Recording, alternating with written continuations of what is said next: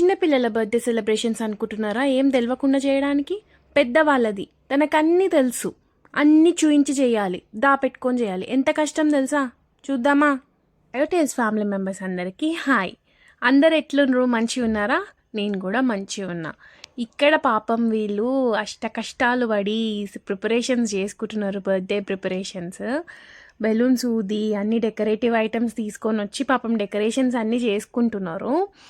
Birthdays అనేటివి పెళ్ళి కాకముందంతా parents చేస్తారు, అదొకటి.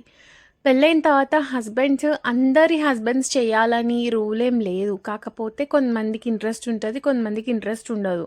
అండ్ బర్త్డేస్ చేసుకునే వాళ్ళకు కూడా కొంతమందికి ఇష్టం ఉంటుంది, కొంతమందికి ఇష్టం ఉండదు. నాకు ఎట్లా అంటే నాకు ఇష్టం అనమాట. నాకు సర్ప్రైజెస్ ఇష్టము, నాకు సెలబ్రేషన్స్ అనేటివి ఇష్టం. కాబట్టి నాకు సెలబ్రేట్ చేసే వాళ్ళు కూడా అట్లనే దొరికిండ్రు. నేను ఏదో గొప్పలు చెప్తున్నాను కాదు, కానీ ప్రతి ఒక్క ఆస్పెక్ట్లో మా హస్బెండ్ నాకు ఎంత సపోర్ట్ చేస్తారంటే అంత ఎంకరేజ్ చేస్తారు. మేబీ తన ఎంకరేజ్మెంట్ వల్లనే ఇంత తొందరగా నాకు రీచ్ వచ్చింది. బయట నుంచి మీరు లవ్ ఇస్తున్నారు, సబ్స్క్రైబ్ చేసుకుంటున్నారు, చూస్తున్నారు, లైక్ చేస్తున్నారు, ఇదంతా ఒక ఎత్తు అయితే మనకి ఫస్ట్ ఫౌండేషన్ ఎక్కడి నుంచి? ఇంట్లో నుంచే కదా. ఇంట్లో ఉన్న వాళ్ళు సపోర్ట్ చేయకపోతే మనకి ఎంత మూడ్ ఆఫ్ ఉంటుంది, అసలు ఏది చేయాలన్నా సరే ఎంకరేజ్మెంట్ లేకుండా ఏమి బాగుండదు. సో ఏది చేయాలన్నా సరే మన ఇంట్లో వాళ్ళని మనమే ఎంకరేజ్ చేయాలి అన్న ఒక హోప్ తోటి ఉండాలి, అది ఎవరైనా సరే. ఎందుకు చెప్తున్నా అంటే అది వాళ్ళు ఏ రకంగా సాధించి రేపు పొద్దున్న ఎలా అవుతారో మనం అనేది గెస్ చేయలేం. కాకపోతే మనం ఇచ్చిన ఒక చిన్న సపోర్ట్ వల్ల వాళ్ళకి ఎంతో ధైర్యం వస్తుంది. ఇది నేను ఎందుకు చెప్తున్నా అంటే ఇది నేను ఫేస్ చేసిన కాబట్టే చెప్తున్నా. మా ఇంట్లో వాళ్ళు నేను ఏది చేస్తా అన్నా సరే వద్దు కాదు అని ఏమి చెప్పకుండా, మా అత్తయ్య కానీ మా హస్బెండ్ కానీ, ఆఖరికి ఉడత సహాయం లెక్క మా పాప కూడా నన్ను ఎంకరేజ్ చేస్తుందండి. నిజంగా అసలు నాకు ఎంత మంచిగా అనిపిస్తుంది అంటే మళ్ళీ అదే సపోర్ట్ నేను వాళ్ళకి కూడా ఇస్తాను. We will support each other, ఏ పనిలో అయినా సరే.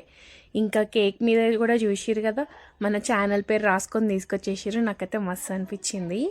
సర్ప్రైజుల మీద సర్ప్రైజులు, ఇద్దరు కలిసి మా హస్బెండ్ మా చెల్లి ఈ బర్త్డే సెలబ్రేషన్స్ చూసిన తర్వాత నిజంగా నాకు ఒకటి అనిపించింది. పాపం ఎంత కష్టపడ్డారు ఒక్కొక్క పని చేయడానికి.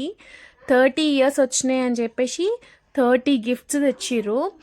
ప్లస్ నాకు ఈ ఐటమ్ ఇష్టం, నాకు ఇది కొనుక్కోవాలా అది కొనుక్కోవాలా అనేసి ఏమి ఉండదు ఇంట్రెస్ట్.